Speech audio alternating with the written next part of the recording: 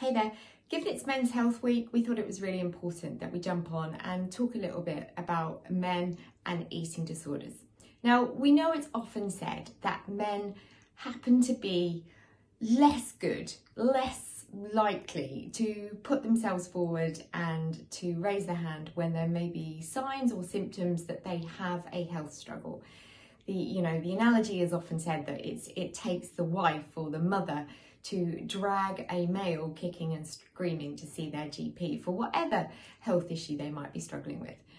And I think when it comes to something like an eating disorder, if you take that issue around men already finding it really difficult to step forward and talk about their health, and then you take an illness where actually it's vastly more common to be associated with women and females, then it's going to be even more difficult for a guy to A, recognise that he has an eating disorder, and B, even if he feels that actually he does have an eating disorder, to then be brave enough, courageous enough to feel that he has a place and a space to stand forward, to talk to a GP, to go to a healthcare professional and cite that actually I'm struggling with an eating disorder.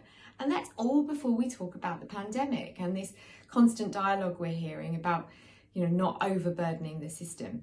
And of course, we've moved on in that narrative, and it is so important that if we are battling with any kinds of mental or physical health problem during the pandemic, we still go forward, we still talk to our healthcare professionals.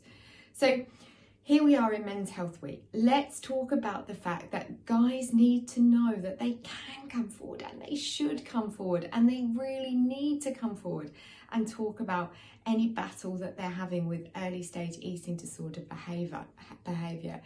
Percentage wise, we're probably talking that it's most likely to be around 80% that are females that experience eating disorders, but okay, it may only be 20%, but we know that figure is growing. We know more young men are suffering with some kind of body dysmorphia or eating disordered behaviour related issues than was the case perhaps 5-10 years ago.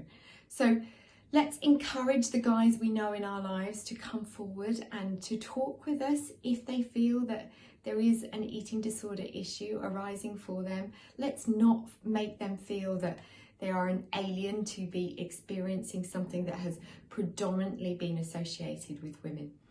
And if you suspect that somebody you love who is a male is experiencing something like this, have that conversation with them. Make it okay.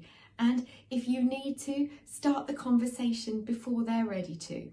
We at Wednesday's Child are always really happy to just open that dialogue with you and see how we can help. So our services are open just as much for men as they are for women. So let's use Men's Health Week to ensure that no man, no guy should feel that he needs to hide his illness or feel unable to talk and have that conversation. Looking forward to hearing from you. Take care.